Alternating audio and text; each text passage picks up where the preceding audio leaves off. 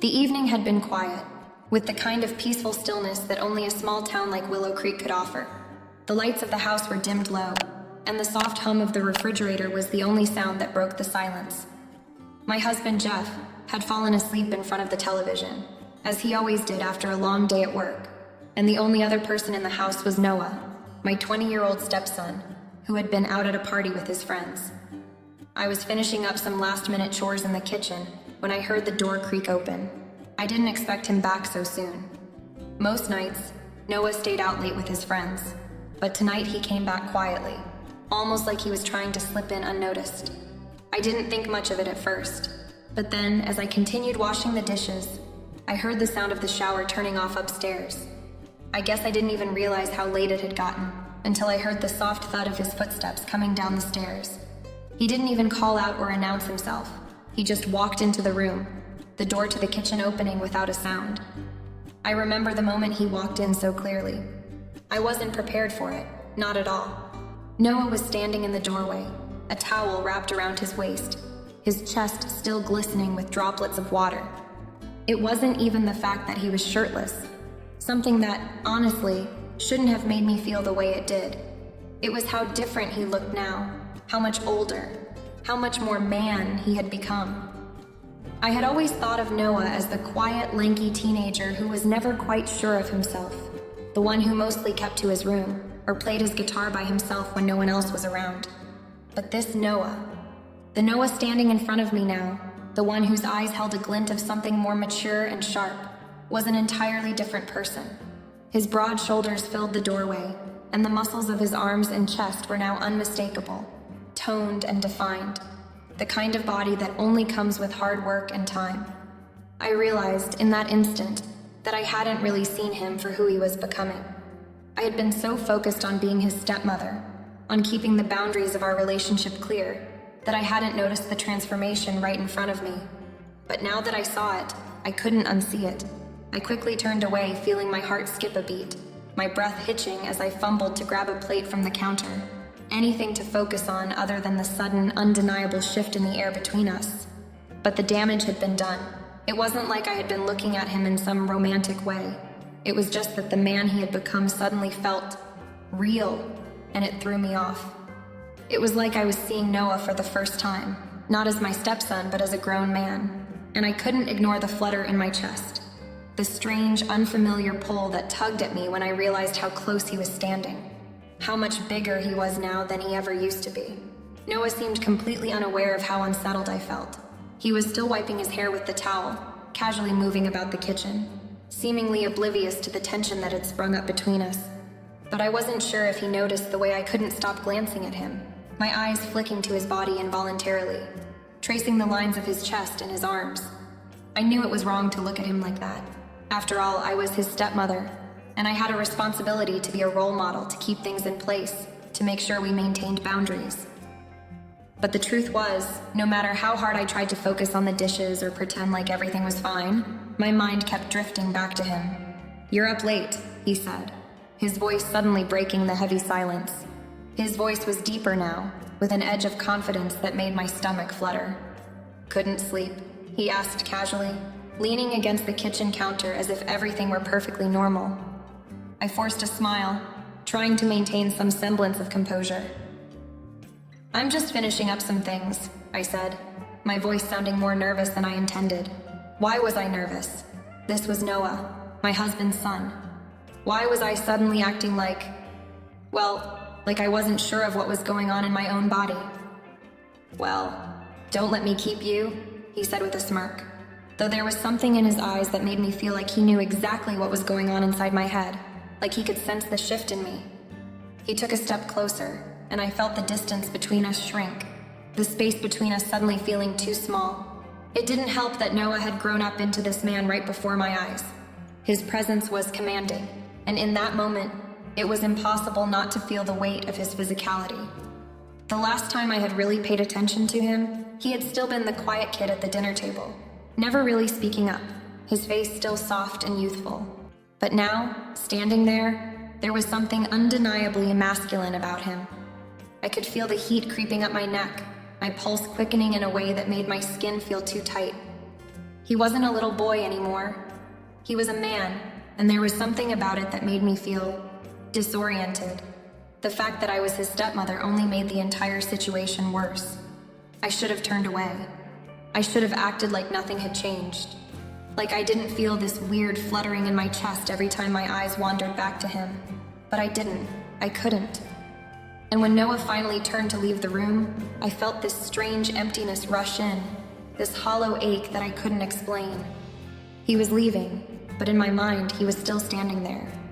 And in that moment, I realized just how much had changed without me even noticing. I told myself to shake it off. He was just my husband's son.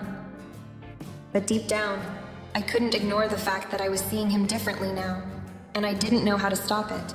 A few nights after that strange moment in the kitchen, I found myself unable to sleep. I kept tossing and turning, my mind replaying the image of Noah standing there, his body now so different from the boy I once knew. I tried to tell myself that it was nothing, that it was just a moment of confusion, a trick my mind was playing on me. But no matter how hard I tried to push the thoughts away, they kept coming back, stronger and more persistent. I had hoped that things would settle back into normalcy, that I could brush it off and move forward. But Noah didn't make it easy. He seemed different too. The way he looked at me, the subtle way his gaze lingered when he spoke to me, the small smile that played at the corners of his lips. It was as if he knew. It was like he could sense the change between us, just as much as I could sense it. And that night, when he came to my room, I knew this wasn't something I could ignore any longer. I was sitting at my vanity, my thoughts clouded with confusion, when I heard a soft knock at my door. It was barely audible, but it made my heart race all the same. "Come in," I called out, my voice quieter than I meant it to be. The door creaked open, and Noah stepped inside. He was wearing a loose t-shirt and pajama pants, his hair still slightly damp from the shower. He looked casual, but the way he stood there, just inside the door, had a heaviness to it, like he was carrying something that needed to be said. "Hey," he said quietly, his voice low, as if he wasn't sure if he should even be here. I looked at him, my pulse quickening. "Hey, Noah.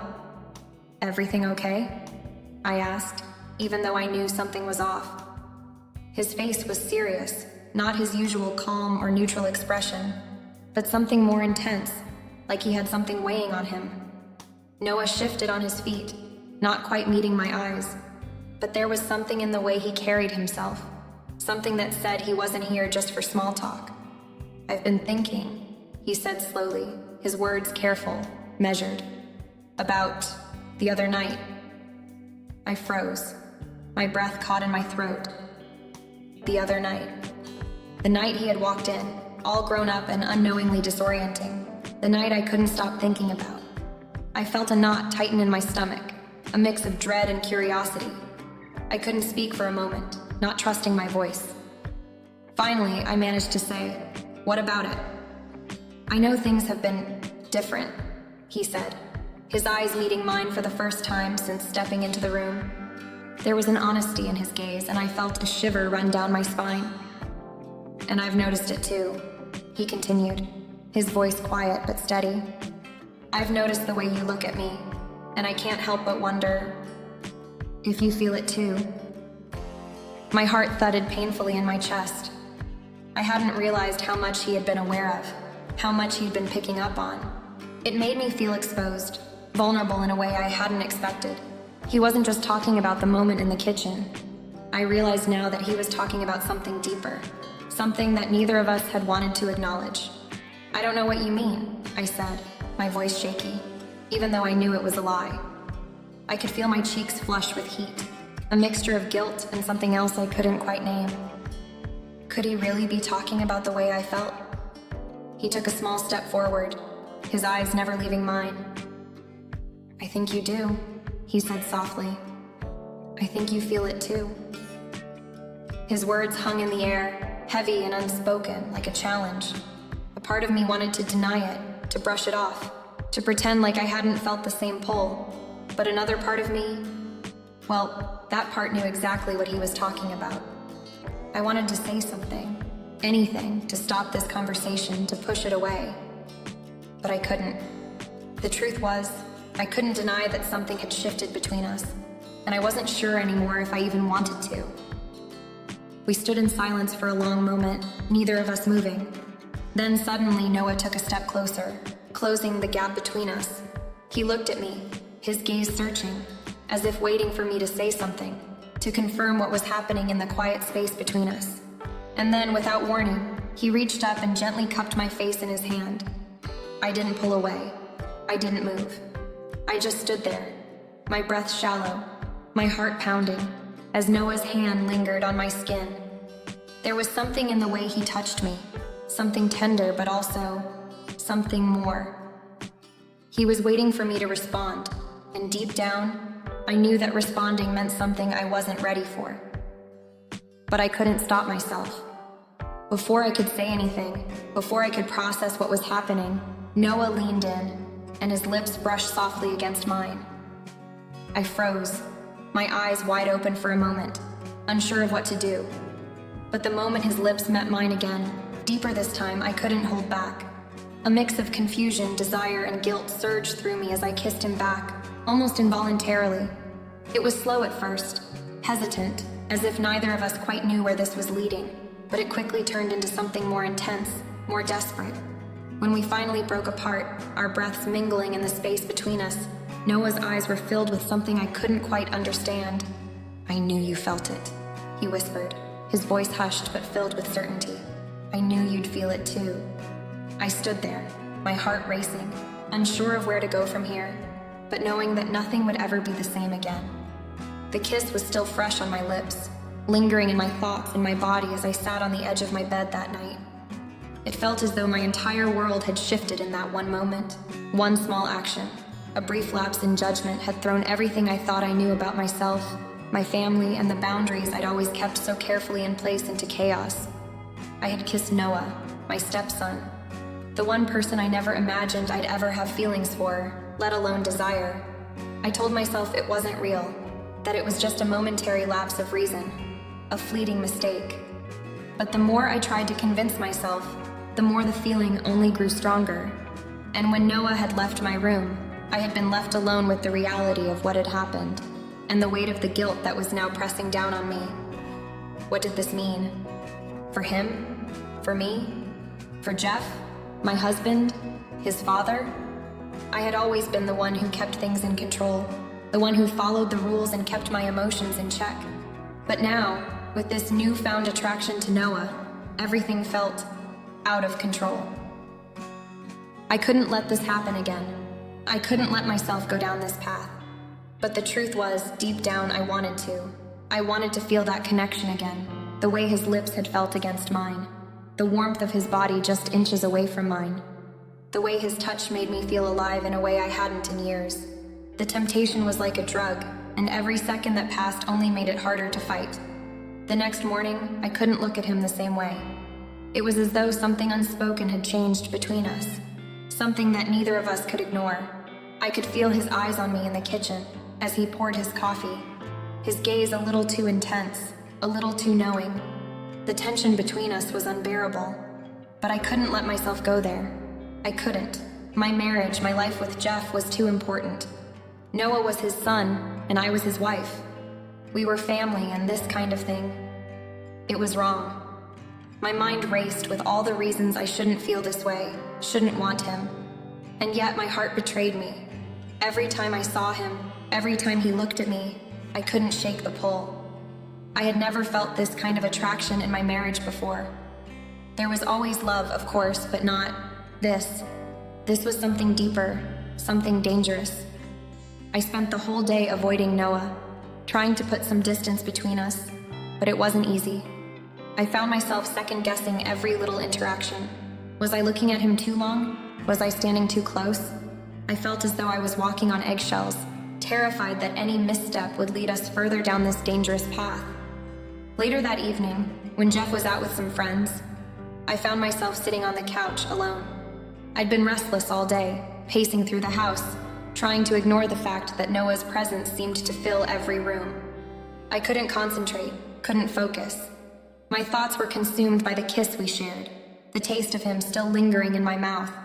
the way his hand had felt on my skin. Then, the door opened, and I heard his footsteps. Noah. My heart leapt in my chest before I could stop it. I immediately looked away, focusing on the TV, trying to act casual. He sat beside me without a word, the tension between us palpable. I could feel the heat of his body close to mine, the way his presence seemed to fill the space.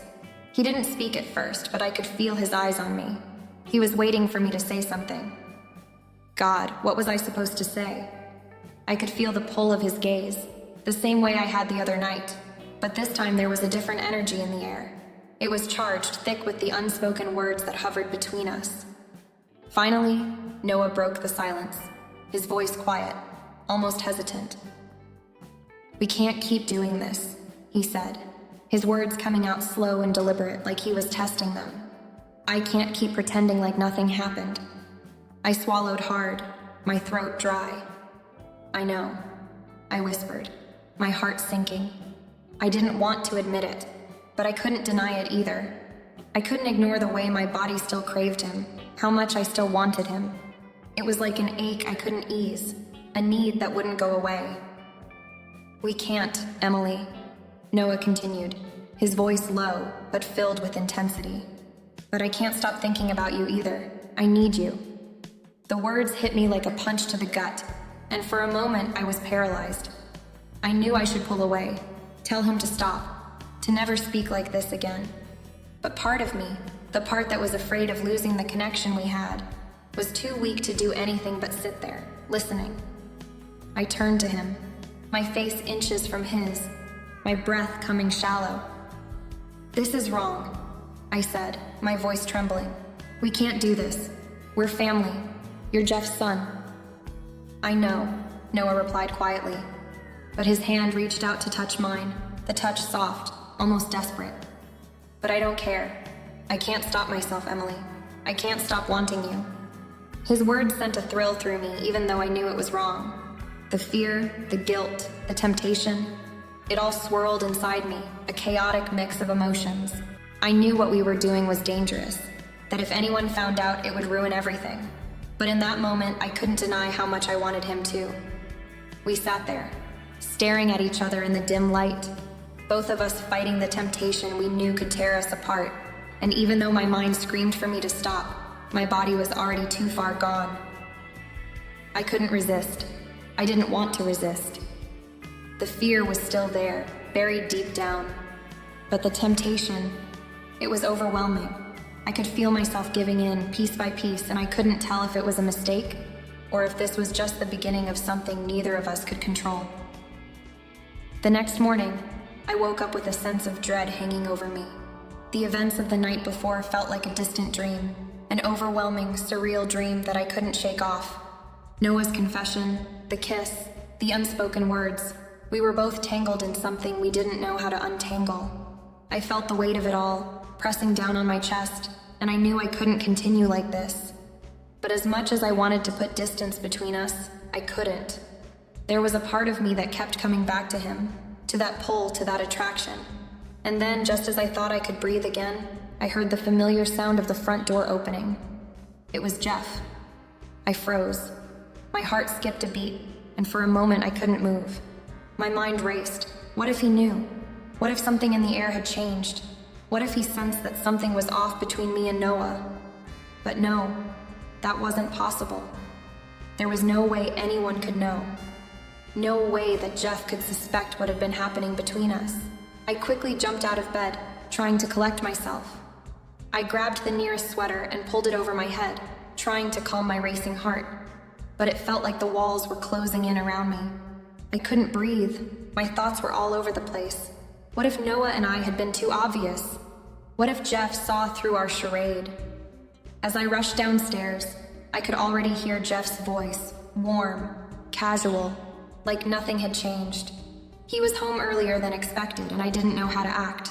Should I play it cool? Pretend nothing was wrong? Should I act like everything was normal?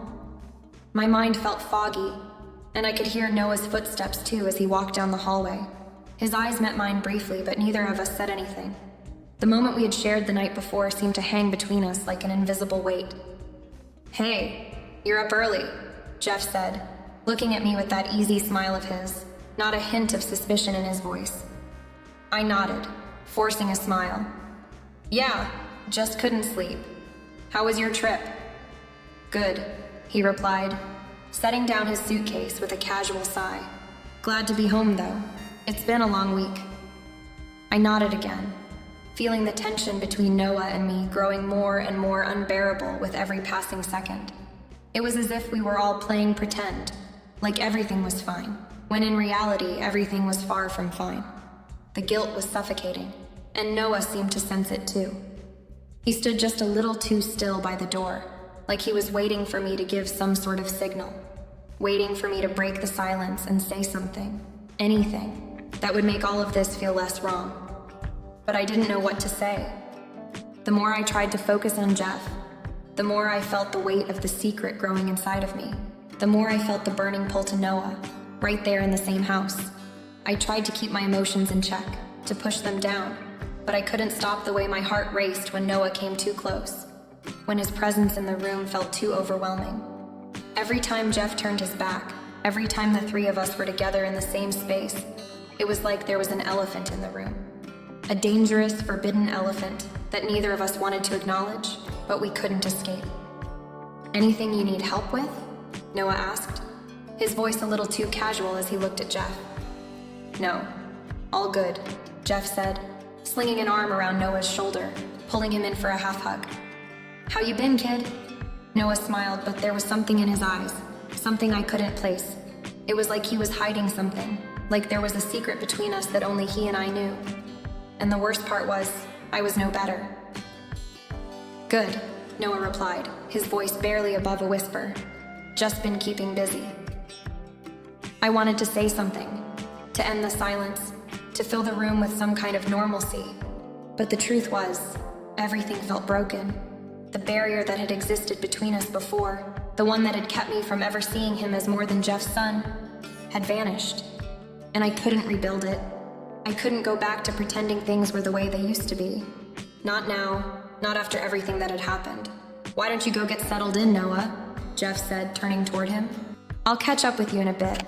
Noah gave him a nod before heading upstairs, his footsteps light on the stairs. I watched him go, my breath catching in my throat. And for a brief moment, I almost hoped that Jeff wouldn't notice the way I looked at him. How my gaze lingered just a second too long, but I couldn't hide it. I couldn't hide what was happening, not from myself.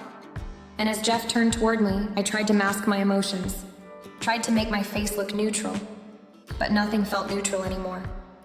Everything okay, Emily?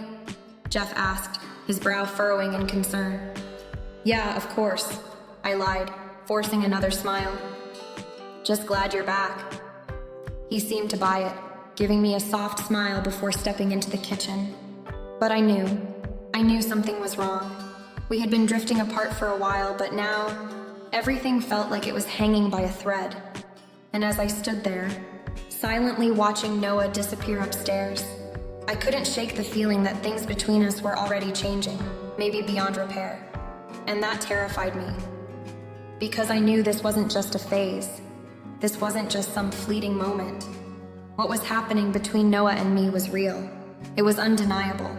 And I wasn't sure how much longer we could keep pretending. The days following Jeff's unexpected return were like walking on a tightrope. Every morning I tried to act normal, to resume life as it had been before the storm hit. But the undercurrent of what had happened between Noah and me couldn't be ignored. It lingered in the air, thick and suffocating. I couldn't stop thinking about it. Every time Noah entered a room, every glance we shared, it felt like we were both holding our breath, waiting for the inevitable moment when everything would unravel. Jeff was none the wiser, or at least he acted like he was. His easygoing nature, the way he carried on with his usual jokes and routine, only made my discomfort feel sharper. I kept telling myself to push past it, to focus on my husband, on our life together. But with every passing day, the tension between Noah and me grew harder to ignore. The house felt smaller, like the walls were closing in on me, suffocating me with its secrets. There were moments, small, fleeting moments, that I couldn't shake. When Noah brushed by me in the hallway, his arm just grazing mine, I'd feel a spark, a jolt that traveled through my veins down to the pit of my stomach, and I'd quickly turn away, pretending I hadn't felt it. I wasn't sure if he felt the same way, but I could see it in his eyes sometimes, the way they darkened when they met mine, the way he lingered just a second longer than necessary. The tension was especially unbearable during meals. I would sit across from Jeff, trying to hold a conversation, while Noah sat at the other end of the table. Our eyes would meet briefly, and I'd have to look away before my face betrayed me. The casualness of it all, sitting as a family, laughing, talking about trivial things, only seemed to highlight the rift between us. I felt like I was being torn in two directions. One part of me wanting to maintain the illusion of normalcy, of family, and the other part, the part I couldn't control, pulling me toward Noah. In the quiet moments, I'd hear Noah's voice low and calm, sometimes calling out to me from the other room, and each time it made my pulse quicken.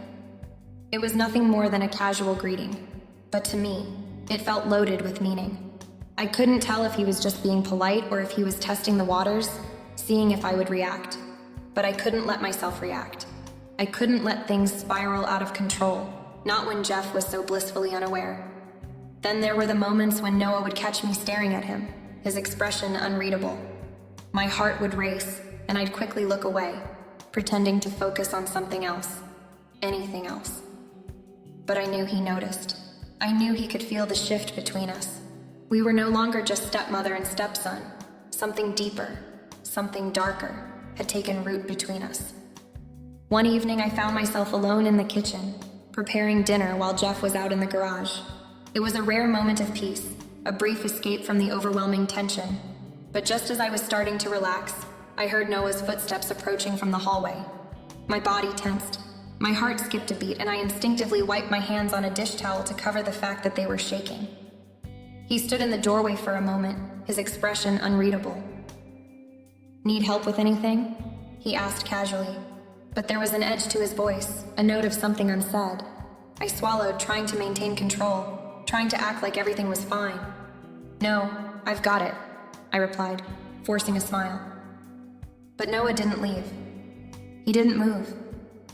Instead, he just stood there, his eyes locked onto mine like he was waiting for something. Waiting for me to say something, to acknowledge what we both knew had changed. I felt the weight of the moment, the tension thickening in the air between us. I couldn't escape it, couldn't push it away. Every part of me screamed to run, to get away from him, to pretend that nothing was happening, that I wasn't feeling what I was feeling. But Noah didn't make a move. He just stood there, watching me, waiting. "Are you okay?" he asked, his voice softer this time, almost like he cared. Like he was concerned about me, and for a moment, I wondered if he knew what I was going through, if he was struggling with the same thing. I nodded, forcing my breath to steady. "Yeah, just a long day." But I could feel the lie in my words, and I knew Noah could feel it too. We were both pretending that nothing had changed, pretending that everything was fine. But in the silence that hung between us, in the stillness of the kitchen, the truth was undeniable. It was there, lurking just beneath the surface. A truth neither of us was brave enough to speak out loud. As he finally turned to leave, I let out the breath I hadn't realized I was holding. But as soon as he was gone, I couldn't stop my mind from racing. What were we doing? How much longer could we keep pretending? The tension, I realized, wasn't just between Noah and me. It was in everything. It was in the way we spoke, the way we moved around each other. It was the look in his eyes that I couldn't forget, and the way my heart would race every time he came near. It was inescapable, this pull between us. And it was only a matter of time before it would break through, before it would change everything. I just wasn't sure if I was ready for it. The tension between Noah and me had reached its boiling point. I could feel it in every glance, every stolen moment, every beat of silence between us. It was no longer something we could ignore. The air between us felt charged, like electricity waiting to snap. I tried to push the feelings away, to rationalize them, but they had taken root so deeply in me that I couldn't find a way to escape them. And I knew that Noah felt the same way, because he was no longer hiding it, no longer pretending. One night after dinner, I was sitting on the porch, trying to clear my head. The cool evening air did little to calm my nerves. But I needed the space, needed to think. I heard the familiar sound of Noah's footsteps on the wooden stairs, and before I could stop myself, I turned to look. He was standing in the doorway, his silhouette framed by the dim light inside. I didn't say anything at first. What was there to say? Everything had already been said in the quiet moments, in the unspoken glances. Noah walked out slowly, his eyes on me, his expression more intense than I had ever seen it. The space between us felt smaller with each passing second. He stopped in front of me, his body just a few feet away. I could feel his presence, feel the weight of his gaze on me, and it sent my heart into a wild, erratic beat. "You know, don't you?" he asked, his voice low but steady, like he had already made up his mind. "This thing between us, it's not just in my head, is it?" I didn't know what to say. My throat felt tight, and for a moment, I couldn't breathe. I had spent so many days pretending, convincing myself that I could ignore what was happening, that I could push it down and bury it. But standing there, face to face with Noah, I knew I couldn't lie to him any longer. I couldn't pretend that I wasn't feeling what I was feeling. "No," I whispered, my voice barely audible in the still night air. "It's not just you." For a moment, neither of us spoke. The confession hung between us, heavy and unrelenting. I could see the relief in Noah's eyes, the way his posture softened as if he had been waiting for this moment to come. And I realized then that he had been feeling this for longer than I had. Maybe even before I had. Maybe he had known before I did. "I can't stop thinking about you," he said, stepping closer, his words raw with vulnerability. "I know it's wrong, but it feels like everything about this, about us, makes sense. Like we're supposed to feel this way." His words hit me like a punch to the gut, and I had to hold back tears. I could feel my heart racing, my pulse quickening with every word he spoke. This was it. We had reached the point of no return, the point where nothing could go back to the way it was. "I never wanted this," I said, almost pleading. "I never wanted to feel this way, but I can't help it, Noah. I can't help how I feel about you." His hand reached out slowly, almost as if he were waiting for my permission. But there was no turning back now. The touch, the kiss, the shared vulnerability, it had already happened, and there was no way to undo it. And deep down, I knew that I didn't want to. "I don't want to hurt anyone," I continued, my voice shaky. "But I don't know how to stop feeling like this." Noah nodded, his eyes filled with understanding, but also with a kind of desperation. He had confessed his feelings, and now there was nothing left to do but face the consequences of those feelings. And that was the hardest part, the knowing. The knowing that no matter what we chose, things would never be the same again.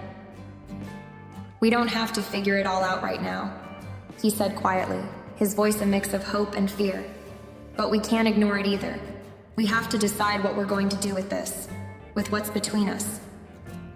I felt like I was standing on the edge of a cliff, looking down at the unknown, unsure whether to jump or to walk away.